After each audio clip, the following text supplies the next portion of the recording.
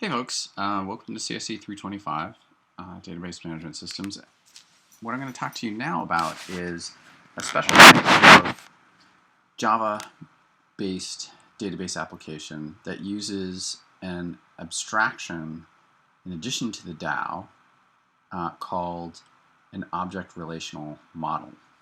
So the idea is that this framework, which is called Hibernate, takes any model that you have and provides you with the ability to render that model as a table in the database.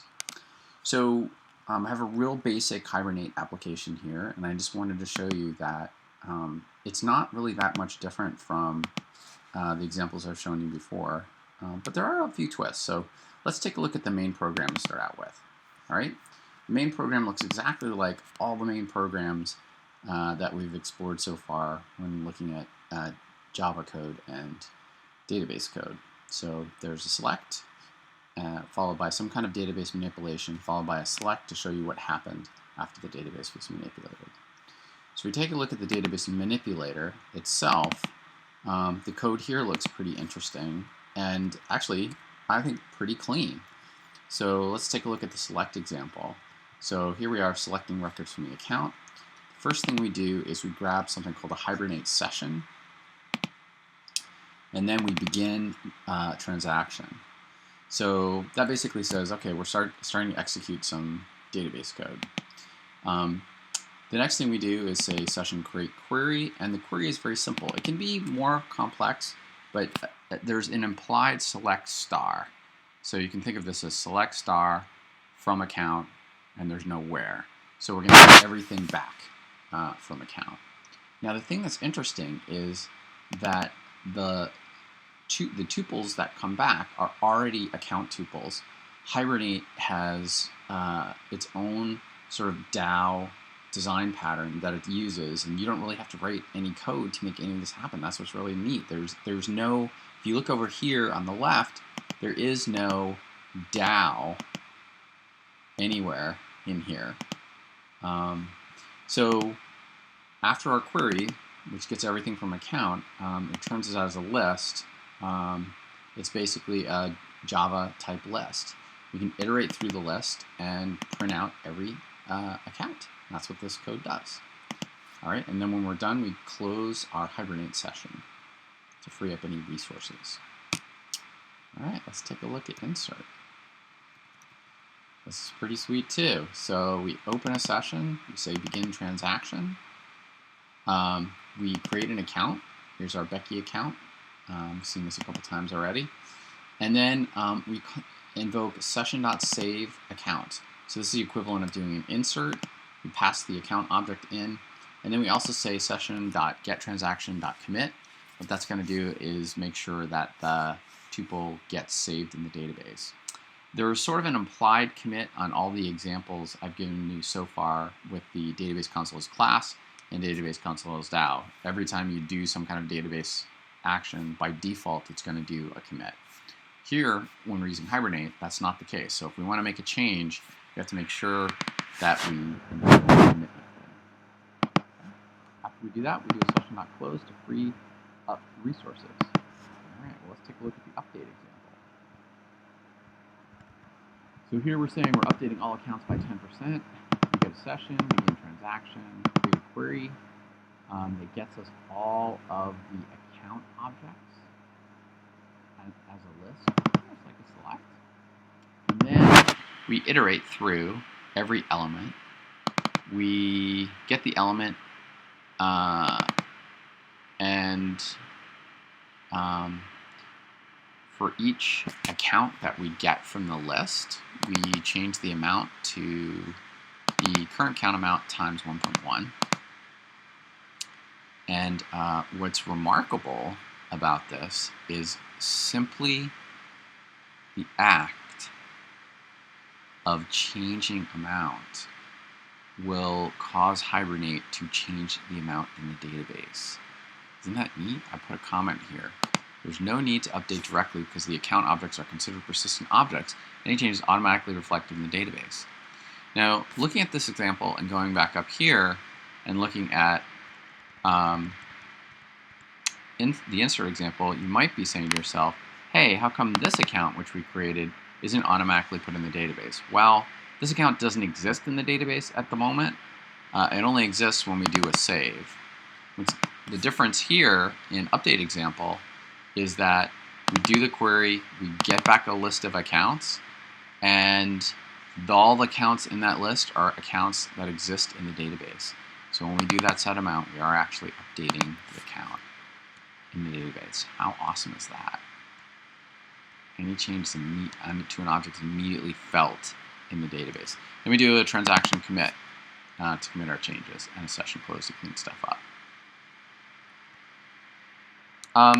This last one's sort of interesting. So we've got grab our session, do a begin transaction. We're going to use the session.load method. And what we're saying is, I'm interested in loading an account object. That's the type of thing that I'm loading. And the identification for the account object is 32. So I'm going to show you in a moment, but every time you have an object that you store in the database, you can identify the field in the object that represents basically the key for the object, and that's what we passed in when we did the session load. So I'll show you how you do that. As soon as we do that, we then say session.delete account to get rid of the account, and then we do a commit. Very cool.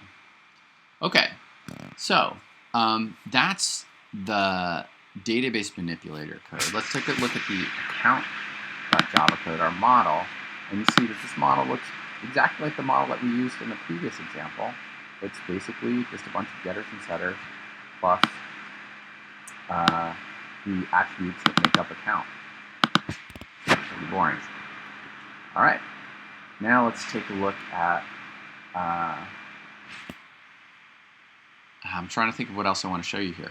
Okay, so this Hibernate utility, you can just copy it. I just thought it was kind of verbose to try and do all this factory stuff to create sessions. So I created this Hibernate utility. You can copy it and use it in your project. All right, what else do I want to show you here? Okay, so this file is really important. There's actually two really important files here.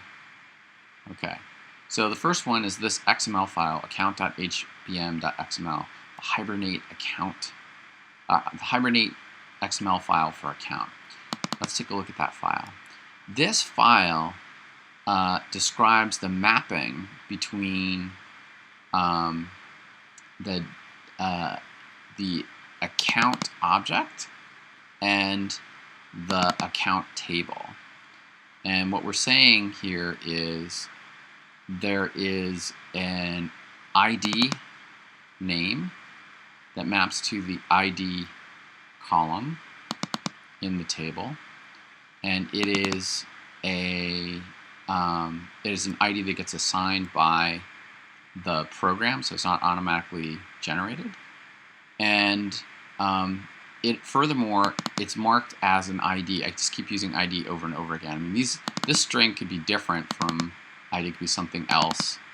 It just happens to be ID happens to be the ID attribute in account that uniquely identifies every account tuple. This ID XML here and here is saying that the key for tuples in account and also the key for the account object is the name ID and the column ID in the database.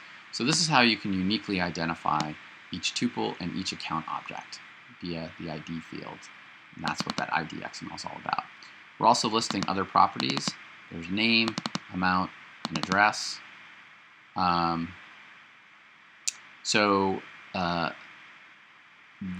Those get mapped directly to the name, amount, and address members in the account object, and also the name, amount, and address columns in the account table. right? So that's a very important mapping. This is the magic that allows Hibernate to take the account model and map it to the account table. Okay, so that's one thing. If you're going to use Hibernate, that you'd have to do. You'd have to create these mappings for all the objects that you were using.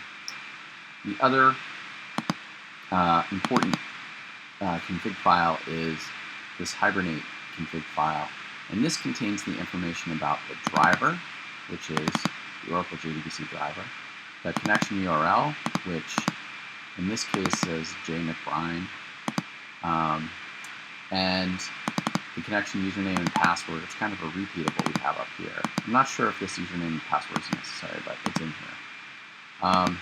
There's a Hibernate dialect. I have no idea what that's for, but it came with the file. I don't know. It's been a while since I wrote this one, but you just leave it in. Show SQL is set to true. That's really nice because when you execute the Hibernate, when you execute the program, the Hibernate generates any SQL that hits your database, you will get to see that SQL, and that can be very useful if you're debugging problems with the mapping of your objects to the database. Also, it can be really helpful, from my own standpoint, my interest in performance engineering, it can be really helpful to look at that SQL to know what's going on. Okay, and this resource map here is an indication of where the Hibernate mapping file is that allows you to map from the account objects to tuples in the account table. So let's run this. I'm going to just drag this up here so that we can focus on output. You see a lot of SQL. So here we go. Run as Java application.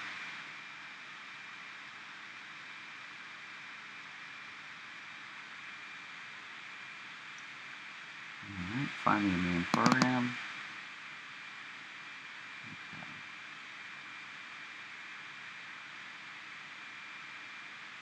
Whew, a lot of stuff that got output. But let's just take a look at just a sample piece here. So, okay, all this log info statement is all a whole bunch of stuff about Hibernate, basically letting you know where it's finding resources. It says, hey, I know how to go from the account class to the account table. Alright, so it's connecting to the database. Lots of information about that. And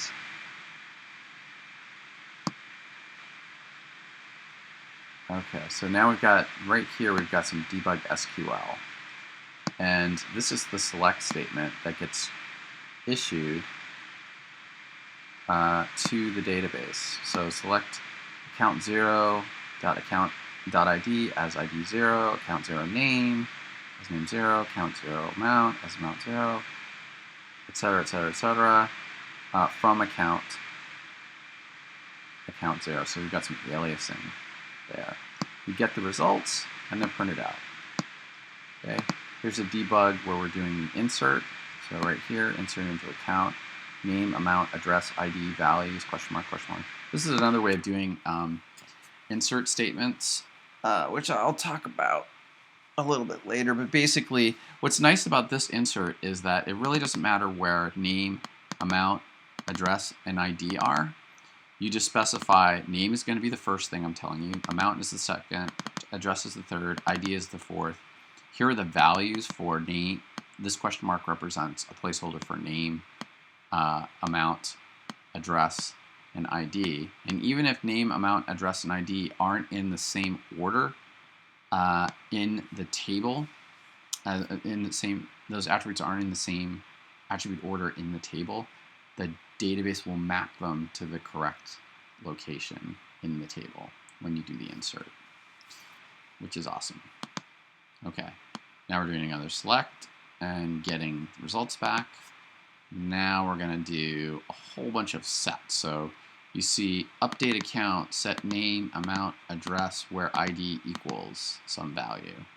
Okay, so we're updating the amount for each object each tuple that's in the account table And correspondingly, each object that's in the list of objects that were returned from the initial select was in the update code to get all the objects out of the database. All right, and then finally, and then we can see the result of our change. And then finally, we have a delete. So here's the Hibernate delete. Delete from account where ID equals whatever, that particular ID.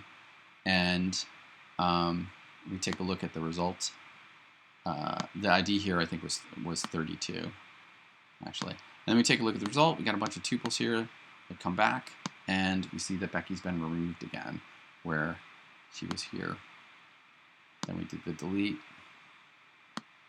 that delete, and then we did the select again.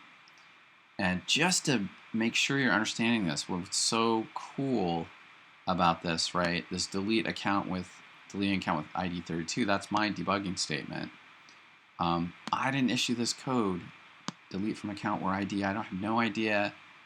I don't have to know how Hibernate does that. But when I take a look at the database manipulator delete example, what triggered this delete statement was, let's get to it. Okay. What triggered this Hibernate delete statement was this session.delete account. And it said, oh, okay, well, actually, I'll just back up for a second. So this debug SQL statement did a select from account based on this ID. You can see that if you go all the way over here to the right, it says it's doing a select where account ID is equal to this number. Okay, so that select statement corresponds to this account retrieval, and that's immediately followed by a delete statement, delete from account where ID equals whatever, and that is right here. Okay, so there's a lot of resources out on the web related to Hibernate. Just go here for a second. There's a million Hibernate tutorials. It's a very, very rich framework. So there you go. There's like tons of this stuff. I kind of like this dude here. MK Yang is pretty good, so that might be something to consider. I would look for Hibernate tutorials for beginners because there's just a lot to set up.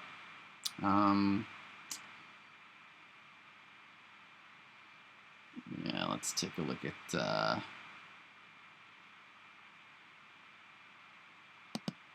this one. Okay, this looks like a pretty good one to select. All right, so this is Java 2 blog, Introduction to Hibernate Framework. So what I've done is I've given you a real basic program that maps one object to one table. Of course, if you're doing a more complex project like your final project, you have several objects that would be mapped. And I'm only showing you some really basic functionality in Hibernate. But it's interesting because it really maps nicely to the DAO idea. But what's so cool about it is that you don't really have to write any SQL to get it to work. What's uncool about it is because all the SQL is hidden from you, if you have a bug, something's not behaving correctly, you're going to have to delve down into the SQL to figure out what that bug is. And if you have a performance problem, you don't have as much control over the SQL that's being generated as when you're writing it yourself. So there's sort of a trade-off there. You lose some control, might have some performance problems, but it could make it easier for you to write code and stay away from writing lots of SQL. So anyway, now you have 3 different ways of thinking about using Java to manipulate database information. All right, that's it. Take care.